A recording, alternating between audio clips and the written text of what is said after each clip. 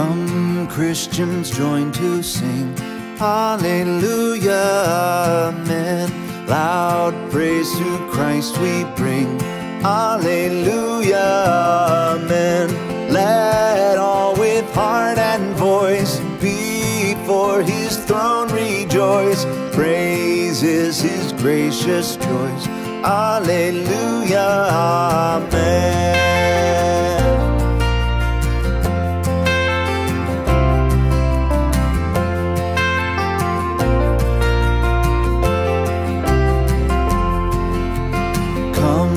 Lift your hearts on high. Hallelujah, amen. Let praises fill the sky. Hallelujah, amen.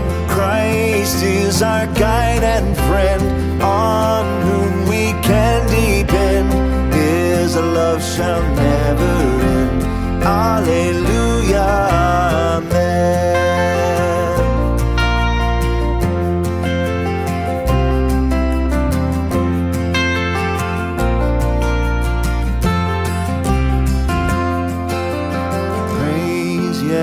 Christ again. Hallelujah, amen. Life shall not end the strain. Hallelujah, amen. On heaven's blissful shore, his goodness we'll adore, singing forevermore. Hallelujah, amen.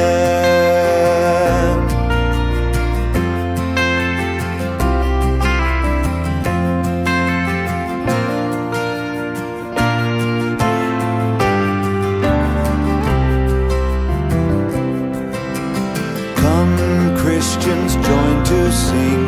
Hallelujah, amen. Loud praise to Christ we bring. Hallelujah, amen. Let all with heart and voice before his throne rejoice. Praise is his gracious choice. Hallelujah, amen. Hallelujah, amen. Hallelujah, amen.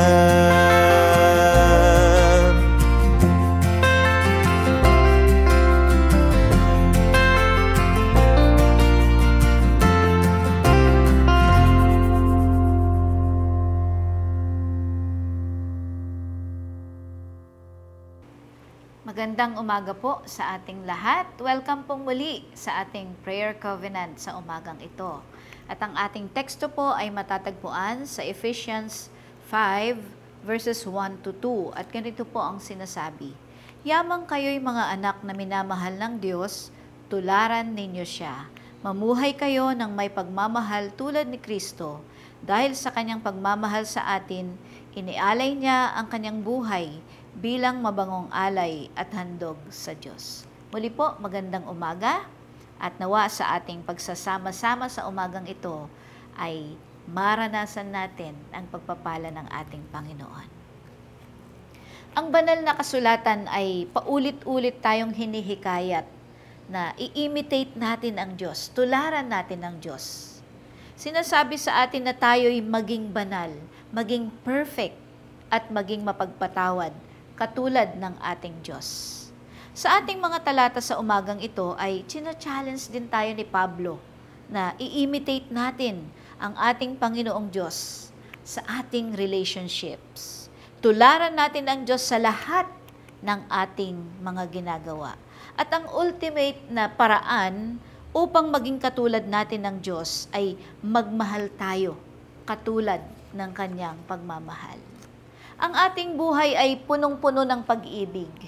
Dahil ang pag-ibig ang essential nature ng ating Panginoong Diyos. At dahil tayo ay espesyal o natatanging nilikhang anak ng Diyos.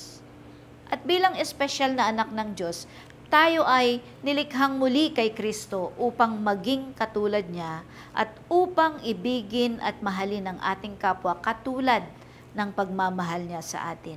Mga kapatid, huwag lang tayong umibig sa salita lamang, kundi ipakita natin ang katotohanan sa pamamagitan ng ating mga actions o mga gawa.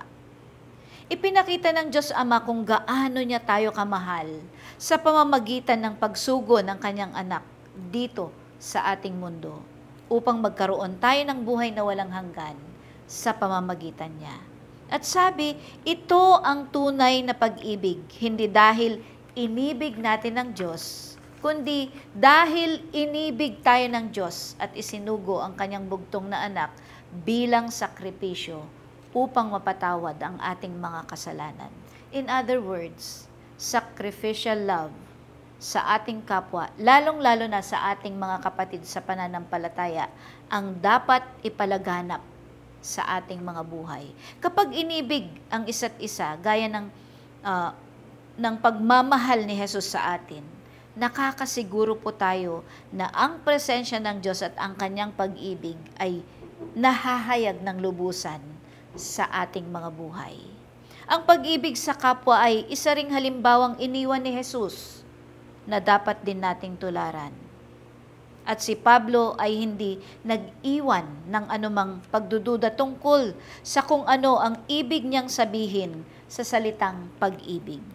Sinabi niya sa atin na dinefine ito ni Jesus sa pamamagitan ng kanyang mga actions. Meaning, si Kristo ay minahal niya tayo at inoffer niya ang kanyang sarili bilang sakripisyo para sa atin.